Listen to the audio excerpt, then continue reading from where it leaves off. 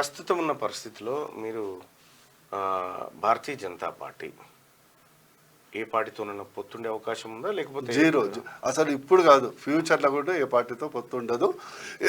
ఎందుకంటే పొత్తు పెట్టుకున్నప్పుడల్లా BJP party కాళేశ్వరంలో కుంగిపోతుంది. అందుకొరకు ఒక క్లారిటీ ఉంది పార్టీలో. మనకు 2 సీట్లు వచ్చినా, 20 సీట్లు వచ్చినా, 100 సీట్లు వచ్చినా ఒంటరిగా పోరాదు. ఇవాళ కాకుంటే నెక్స్ట్ కాకుండా నెక్స్ట్ అనే గవర్నమెంట్లోకి వద్దాం. కానీ ఈ పొత్తులో అప్పుడు టీడీపీతో పెట్టుకొని దాంతో పెట్టుకొని ఈయనతో పెట్టుకొని అసలు భారతీయ బీజేపీ యొక్క ఉనికి కోల్పోయిన పరిస్థితి ఏర్పడ్డది. అందుకొరకు క్లారిటీ ఇది కేంద్ర ప్రభుత్వం. ఎందుకంటే సౌత్ ఇండియాలో ఇది 100% బీజేపీ. ఇవాళ కాకుండా ఇప్పుడైతే అత్యధిక ఎంపీలు వస్తాయి.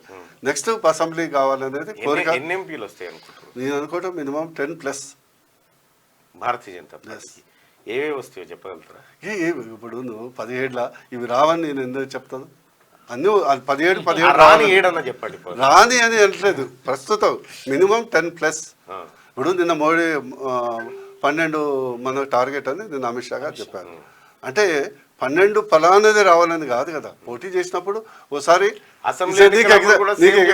నీకు ఎగ్జాంపుల్ చెప్తా. మనము మొన్న 8 మంది గెలిచినాం. ఎవరు గెలిచారు? ఎప్పుడన్నా బీజేపీ వాళ్ళకి వచ్చారు కానీ ఎప్పుడన్నా టీవీలలో కల్పించిన గెలిచిందా?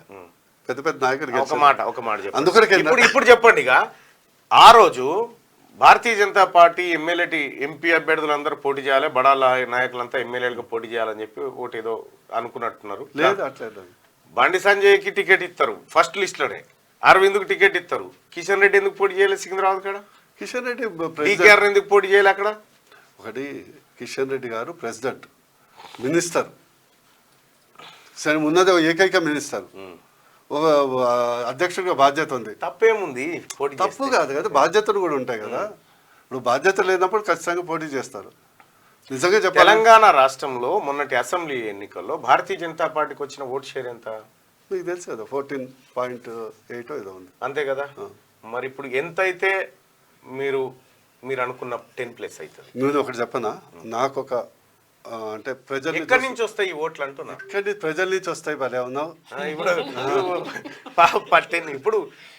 ఇప్పుడు 14% ఉంది, ప్రజల నుంచి వస్తాయి. ఎట్లా వస్తాయి? ప్రజలు ఓట్లు వేస్తే వస్తాయి. ఎందుకు ఓటేయాలి? మోడీ గారు ప్రధానమంత్రి కావాలని ఓటేస్తారు. మరోసారి మోడీ గారు అద్భుతమైనటువంటి పరిపాలన అందించాడు అని ఇస్తారు. మోడీ గారు నిస్వార్థంగా ₹1 కరప్షన్ లేకుండా చేసిందని వస్తారు. మోడీ గారు మరోసారి ఉంటే మన దేశం సుస్థిరంగా ఉంటుందని వస్తుంది. మోడీ గారు ఉంటే సంక్షేమంతో పాటు అభివృద్ధి చెందుతుందని వస్తుంది.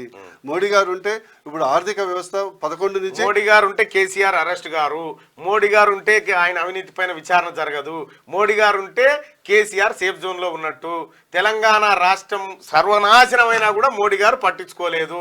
ఈ ఆరోపణలు ఉన్నాయి. 10 ఏళ్ల పాటు ఒక్కరోజు మీడియా సమావేశం పెట్టని ప్రధానమంత్రి. ఒకటి చెప్పనా నీకు, ఈరోజు కాంగ్రెస్ వచ్చింది కదా, చాలా బీరాలు బలికింది కదా. బీరాలు వాస్తవాలు, బీరాలు బలికింది కదా.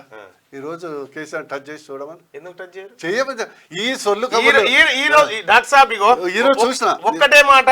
ఇప్పుడు ఇది చూడండి, ఈ పేపర్ చూడండి, వెలుగు దినపత్రికనే చూసుకుందాం. వెలుగు గురించి కాళేశ్వరంపై సుప్రీం రిటైర్డ్ జడ్జితో ఎంక్వైరీ కమిటీ. నేను ఒక్కటి చెప్తా, పినాకి చంద్రఘోష్ ఆధ్వర్యంలో ఏర్పాటు. నేను ఒక్కటి చెప్తా, నువ్వు సరిగ్గా నాకు జవాబు చెప్తా. నేను ఇదే ఉన్నా కదా, మనం ఎన్నికల తర్వాత కూడా మాట్లాడు. వీళ్ళెవ్వరు పక్క కాంగ్రెస్ గారి బ్యారేజ్ కొంగిపోయింది అనేది మేడిగడ్డ. ఓకే, దానికంటే అత్యధికంగా నష్టం పోయింది పంప్ హౌసెస్. అన్నారు కదా, మేడిగడ్డ పంప్ హౌసెస్ ధ్వంసమైపోయినాయి. కాంగ్రెస్ వాళ్ళు ఎవరు కనీసం టచ్ ఇటు తిరిగి చూస్తున్నారా? ఇక్కడ మీరు అర్థం చేసుకోవాలి. టైటిల్లోనే కాళేశ్వరంలోనే మేడిగడ్డ, అన్నారం, సుందిల్లా ఇవన్నీ ఉన్నాయి. ఇగో చూడు, నీకు స్టేట్ గవర్నమెంట్ ఉంది చేతల, ఈ ఒకటి లా అండ్ ఆర్డర్ మెకానిజం. నీకంటే మన వేరియస్ టెక్నికల్ టీమ్స్ ఉన్నాయి. నిజంగా నువ్వు చేయదలుచుకుంటే ఇమీడియట్ ఇన్వెస్టిగేట్ చేయి. అదే జరుగుతుంది కదా. ఇది ఇన్వెస్టిగేషన్ కాదు. నీకు తెలుసు డిఫరెన్స్. జ్యుడిషియల్ ఎంక్వైరీ వేరు, క్రిమినల్ ఇన్వెస్టిగేషన్ వేరు. ఇది కేవలం ఎందుకంటే నీకు చెప్పిన కదా, ఆడించేవాడు ఒకడే ఉంటాడని. వీళ్ళకి కానీ వాళ్ళకి కానీ ఎవడు ఆడిస్తాడో మీకు తెలుసు. అందుకొరకు పంపు వైపు కూడా చూడరు, తొంగి కూడా చూడరు. అందుకు నేను ఖచ్చితంగా చెప్తున్నా, కేవలం ఎన్నికల ముందు ఆడే డ్రామా తప్పితే వీళ్ళు KCR party already match fixing చేసుకున్నారు. ఎందుకంటే ఇందులో ఉన్నది ఇద్దరికి ఒక ట్విన్ అడ్వాంటేజ్ ఉంది. నా వైపు నువ్వు గోకు, నీ వైపు నువ్వు గోకు. సెకండ్, అరే భయ్ నేను ఎంత దోచుకున్నా, మీ దానికి మేము అడ్డం రావు, మీ దానికి మేము అడ్డం రావు అనే మ్యాచ్ ఫిక్స్ ఉంది. త్వరలో ప్రజలకు తెలుస్తుంది. 10 ఏళ్ల పాటు మీరు ఆ మ్యాచ్ ఫిక్సింగ్ చూసుకుంటా కూసురు తప్ప చేసింది ఏం లేదు కదా. అదే కదా, మాకు ఒక సిబిఐకి మీరు రిఫర్ చేయండి, అప్పుడు ప్రతాపం చూపెడతాం. అవునా? సిబిఐకి చూపిస్తే ఆల్రెడీ కవిత కేసు అక్కడ ఉన్నది కదా, ఎందుకు చూపిస్తలేరు? కవిత కేసు అనేది ఒకటి చెప్పనా నీకు, మళ్ళీ చెప్తున్నా, కవిత కానీ ఇతరత్ర ఎవరు కానీ రాజకీయంగా ఒకటి, ఎవిడెన్స్ సేకరణ కూడా ఒకటి.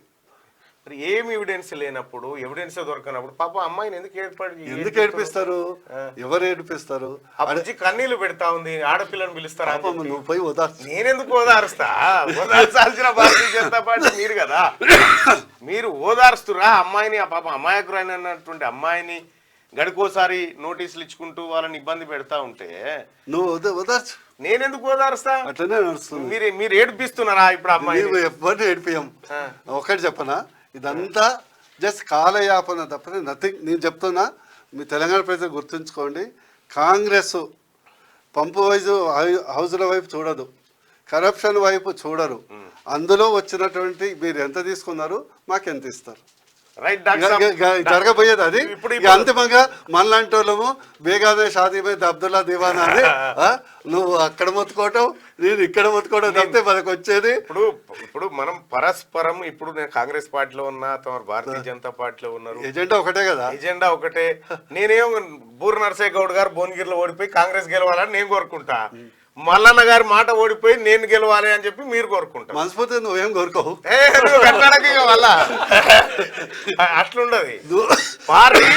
కాంగ్రెస్ పార్టీ చేసిన మంచి పనులే రేపు భువనగిరిలో కాంగ్రెస్ పార్టీని గెలిపిస్తాయి. చెప్పనా, నేనేం కోరుకుంటా అంటే మల్లన్నకు టికెట్ రావాలి, ఇంకో పార్టీలో కూడా బీసీ రావాలి. ఫస్ట్ టైం 3 బీసీలు ఓ ఫ్రెండ్లీగా ఫైట్ చేస్తే ఒకటి గెలుస్తాడు కదా. ఒక కల్చర్ వస్తుంది, అరే అన్ని పార్టీలు బీసీలకు ఇవ్వాలి అనేది ఒక ట్రెండ్ క్రియేట్ అవుతుంది. ఓ సీటు వేరే వాళ్ళకి ఇస్తే ఈ సీటు బీసీలకు ఇవ్వాలి అనే ట్రెండ్ క్రియేట్ కావాలని నేను కోరుకుంటాను. నేను ఎప్పుడు లక్ష్యం కొరకు కొట్లాడేటా, లేకపోతే మీకే అదృష్టం కదా ఇచ్చినా. అది 3 ఇస్తే నాకు సంతోషమే కదా, మనోళ్ళే కదా. చూద్దాం డాక్టర్ సాబ్, రేపు పొద్దున ప్రచారం ఎప్పటి నుంచి స్టార్ట్ చేయబోతాం? ఆల్రెడీ మన సంవత్సరం నుంచి ప్రచారంలో ఉన్నాం, 5 ఏళ్ల నుంచి ప్రచారంలో ఉన్నాం, ఉద్యమ కాలం నుంచి ప్రచారంలో ఉన్నాం. మీ అంత మాటకారి డాక్టర్ సాబ్ రాడదులే. రైట్ డాక్టర్ సాబ్, all the best. Thank you so much.